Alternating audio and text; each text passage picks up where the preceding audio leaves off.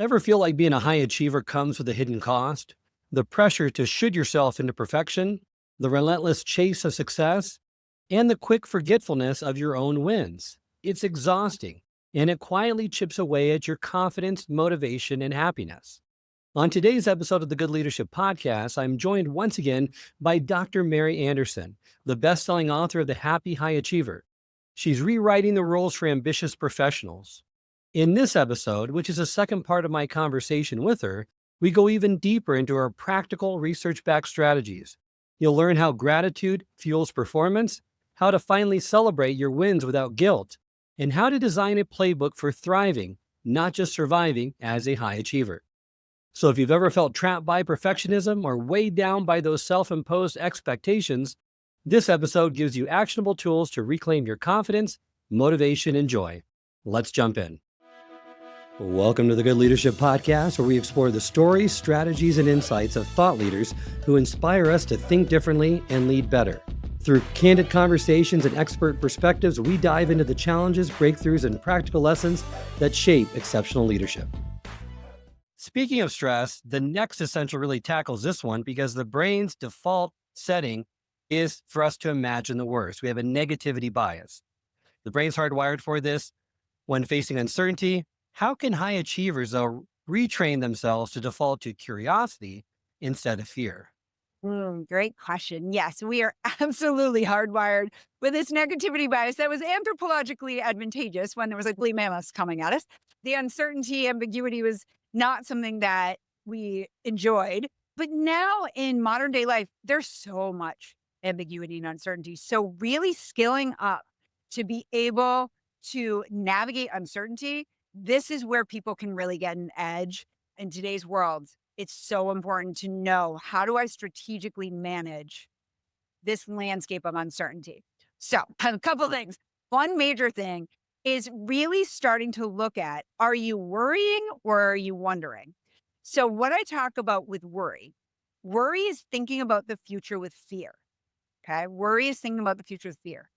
Wonder is thinking about the future with curiosity. You can see, again, with that thoughts, feelings, behaviors, this makes a huge difference in how we're going to feel and how we're going to show up in the world behaviorally.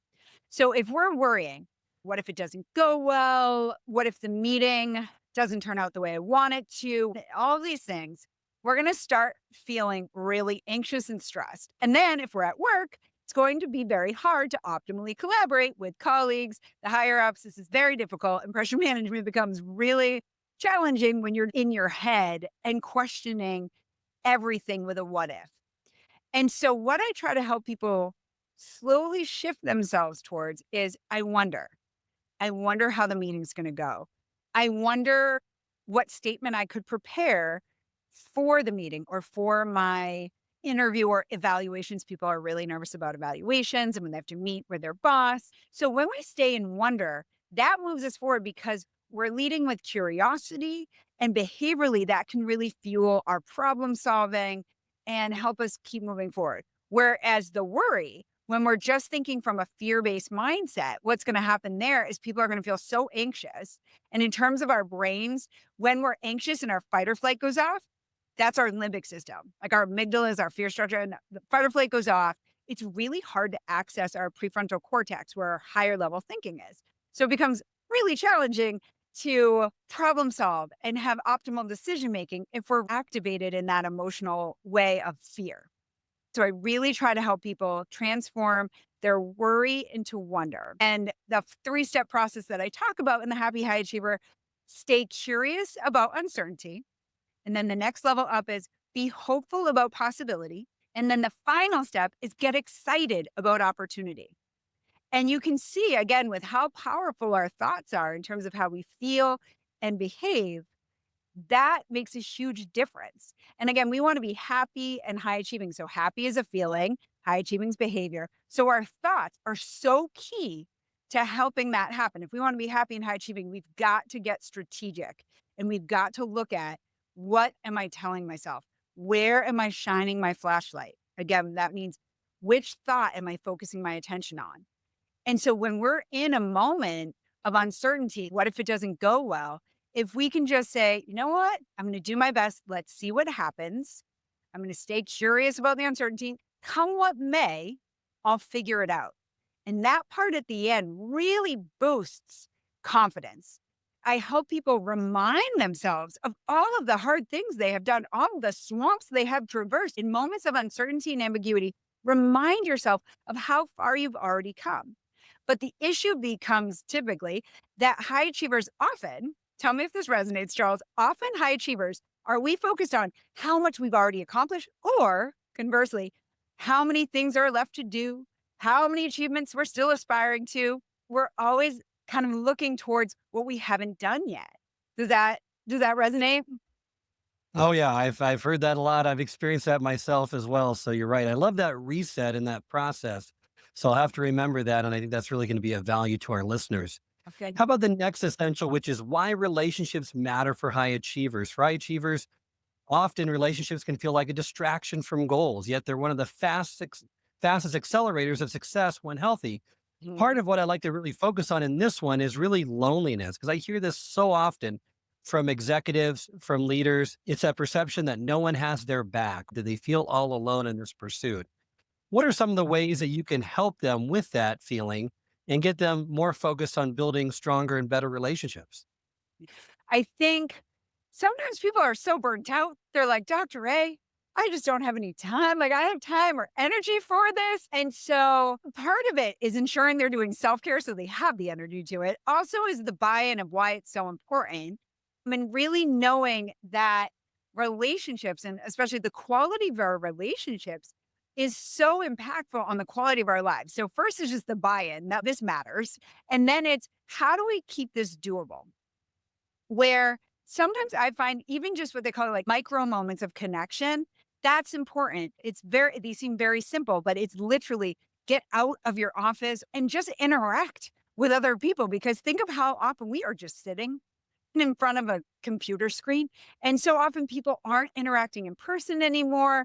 And they're not doing those little things that we always used to do.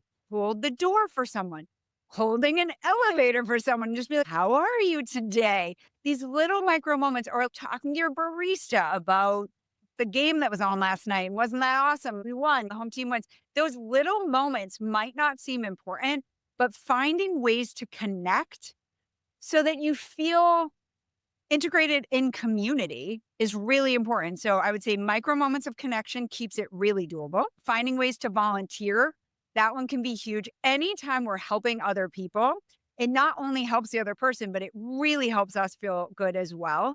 So that could be even within the workplace, mentoring people that are more junior, offering time to do that, finding ways in your community, find doable ways. That's what I would say. Find really doable ways to give your time to connect with people, to help in any way you can. But keeping in connection with people. That's what I've heard that from the people who've really made it far in their careers, sometimes they've just lost touch with people.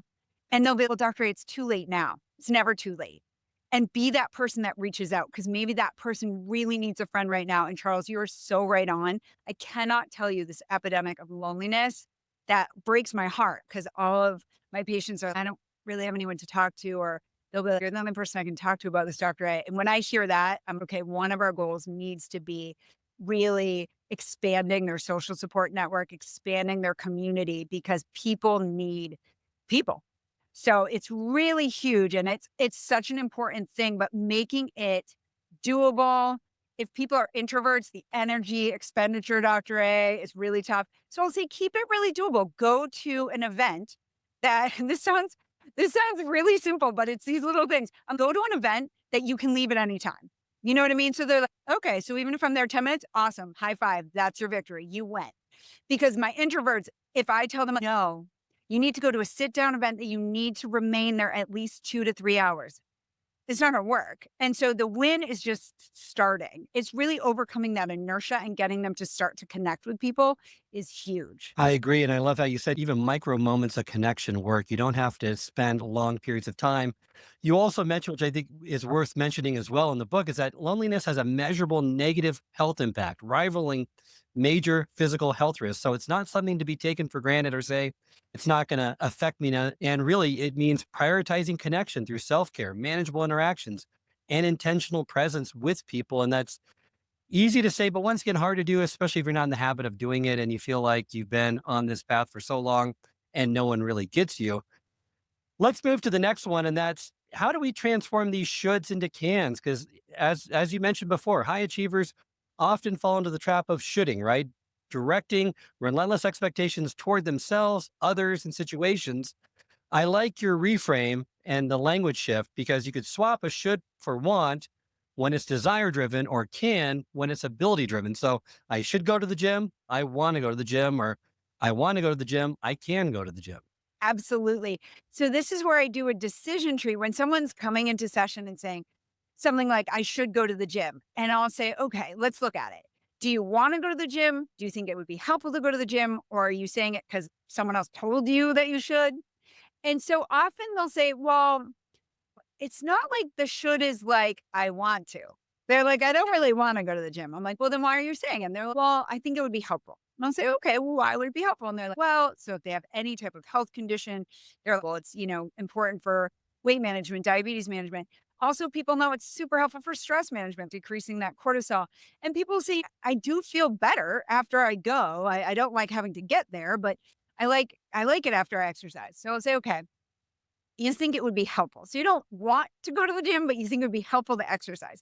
And just by shifting them off the should, we're going to make much more headway because if they just stick in this rigid should, right? They're like, I should go to the gym. Do they actually go to the gym? No, they don't actually go to the gym. They just feel badly about themselves for not going to the gym. But if they shift to, I don't want to go to the gym, but I think it would be helpful to exercise. Then we've just opened up the door for some problem solving. I'll say, okay, don't go to the gym then. Keep this doable. If you don't want to go to the gym, don't. But you think it would be helpful to exercise. How can we help you start exercising in a doable way? You got jam-packed schedule. Let's look at your schedule for this week. Where's a pocket of time? 10, 15 minutes. They're like, does that count? Yes. Everything counts. So I'm like, yes.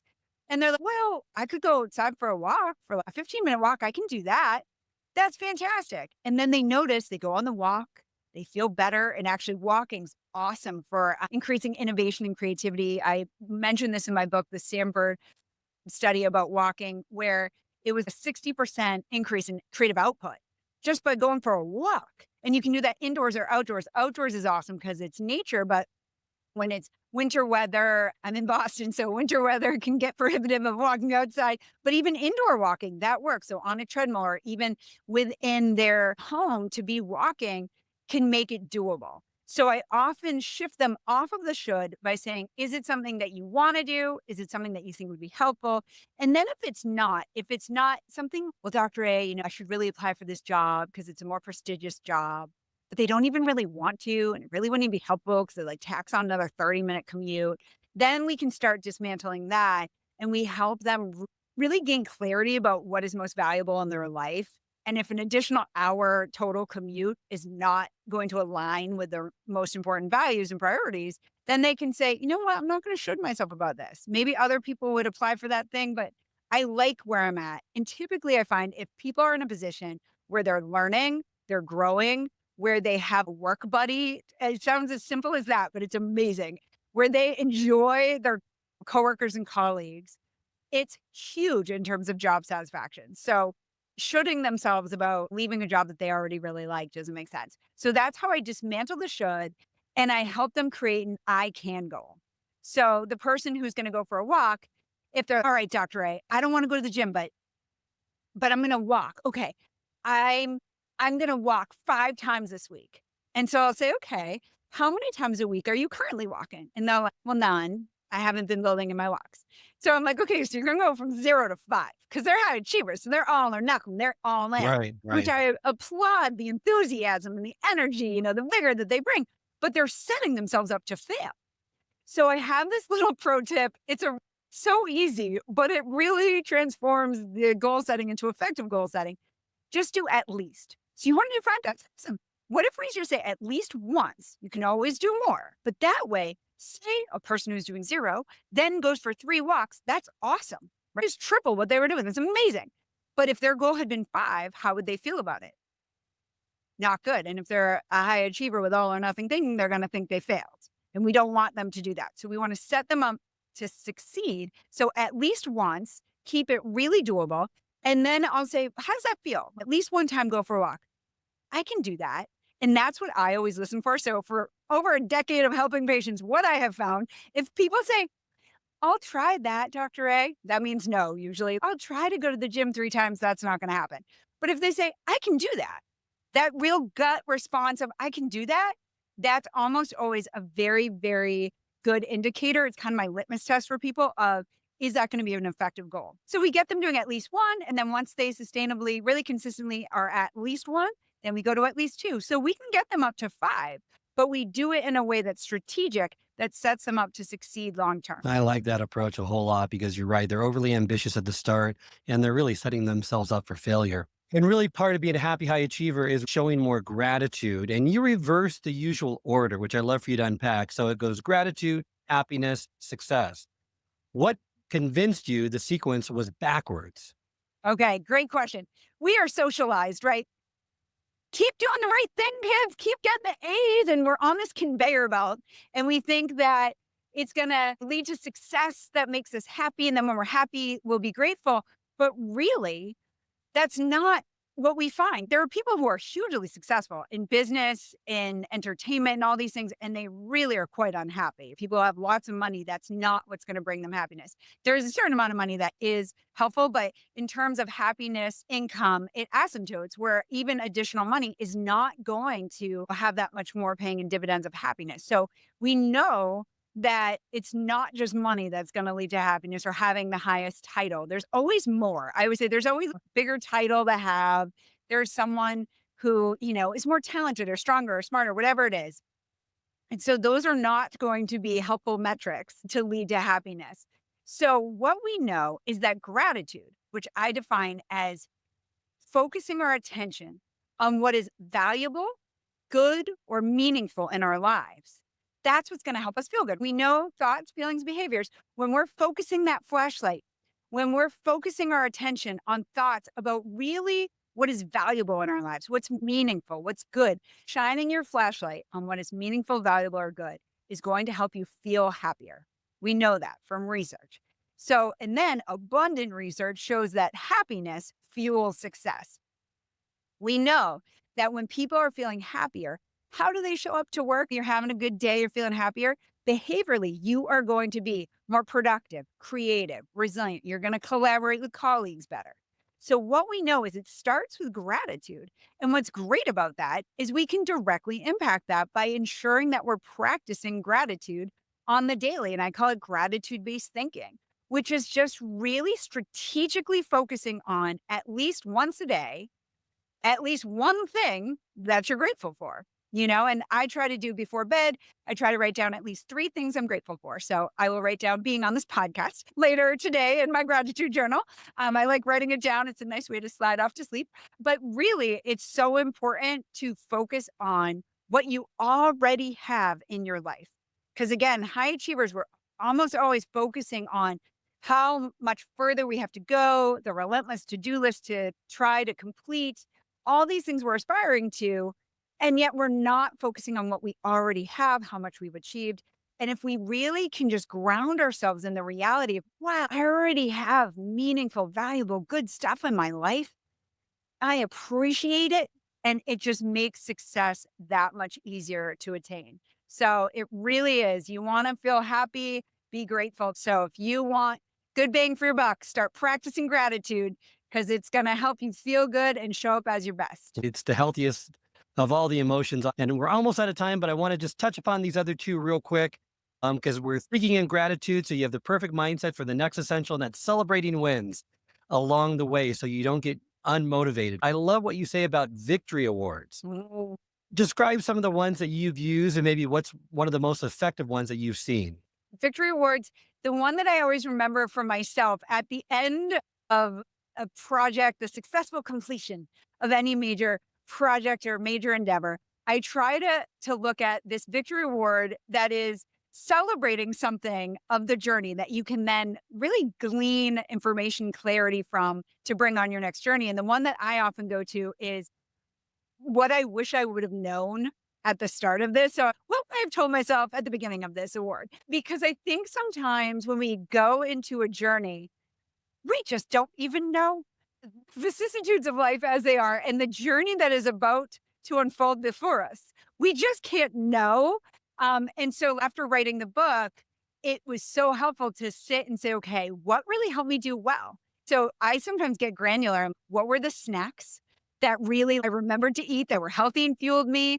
For me, dark chocolate, 86% dark chocolate. It's really great. It's got antioxidants, powerful polyphenols, decreases cortisol, little caffeination boost. So 86% dark chocolate and green tea was the fuel to get me through this book. And so things like that, but remembering the little things that, and I wrote it all down because, on my next endeavor from my next book, remembering these things, these are little nuggets. These are gems of information that I think if, as high achievers, as we often do, we're kind of on to the next, we're going to miss out on some potentially really helpful information that if right after we achieve something, we pause and appreciate, look at, I created a goal and I did it. That can be so helpful. So it would be what snacks, what music I listened to, what resources were particularly helpful, what quotes, I love a good quote. So what quotes inspired me to moving forward?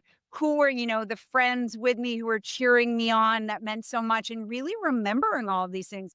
And then the what I wish I knew beforehand, that's huge because then on the next, experience, I'm not starting from scratch. I'm starting from experience and knowledge. So I love the Victory Awards because it's fun and it can be playful and it can be creative. And at the end of a long journey, successfully completing an endeavor, we need to take a moment and just have fun. Fun moves people forward, I think, in a way that is vastly underestimated. I think creativity and innovation really flourish in an environment where we're not constantly being evaluated. And what is play? Play is a non evaluative activity, right? That's how I would define. There was a Dr. Stuart Brown, MD, wrote this great book called Play, and how important it is to play as children, but also as adults. I think we get so kind of siloed and we start doing our work that we miss out actually. And that's why I created the Victory Awards because I think it's a way to gain helpful information,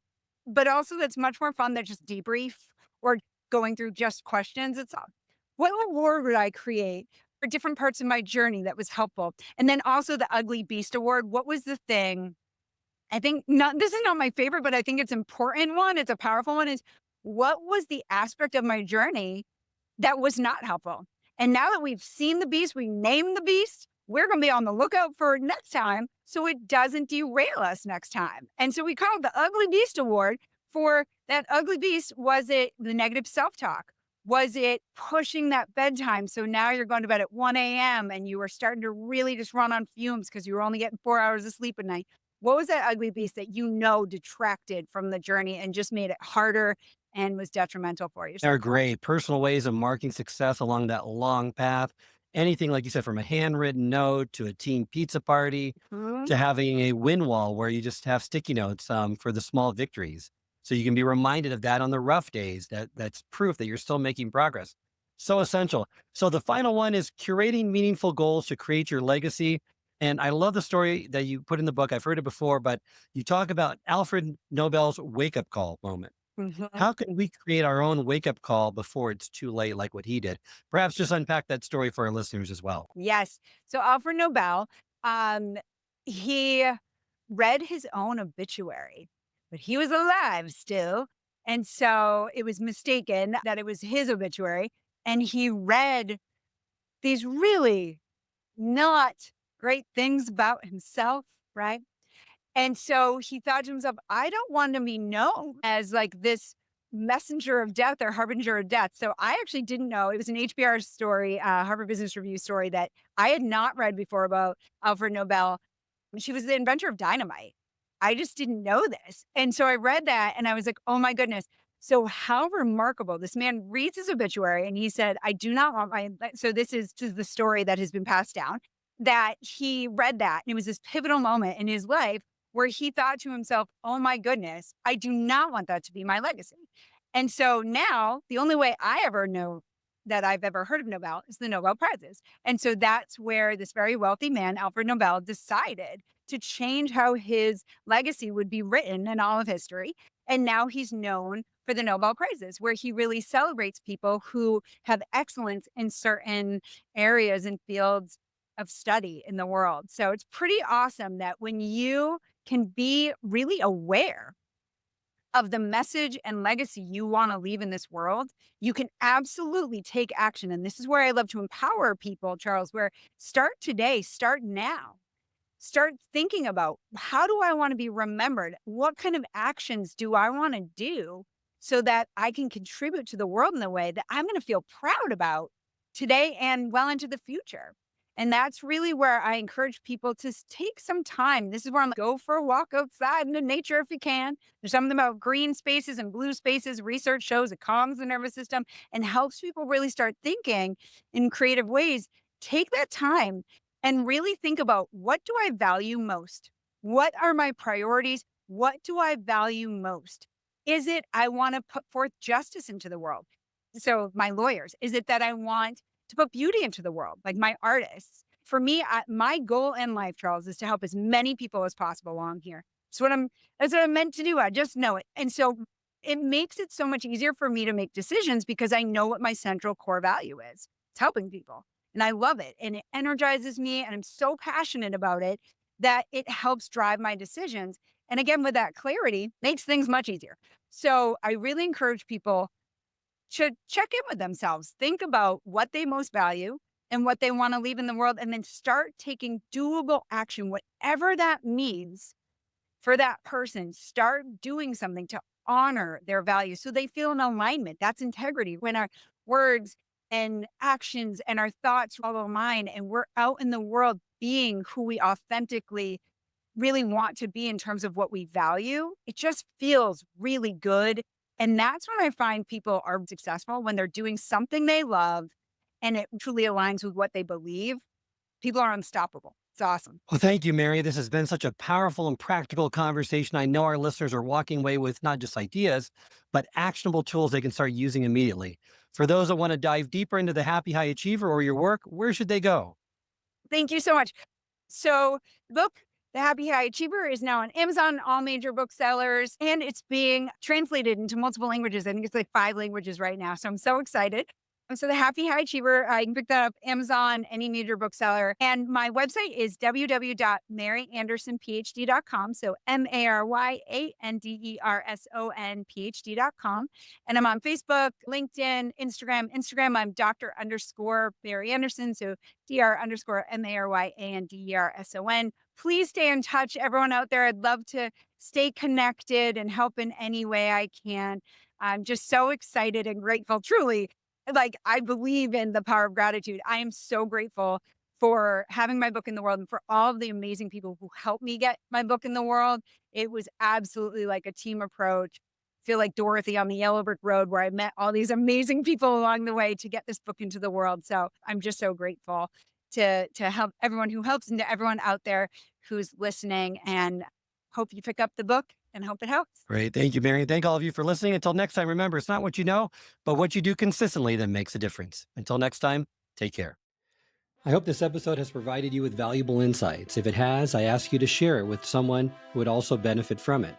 If you've been enjoying and gaining knowledge from this podcast, then subscribe to our YouTube channel, where you can find all the previous episodes of the podcast and additional learning resources.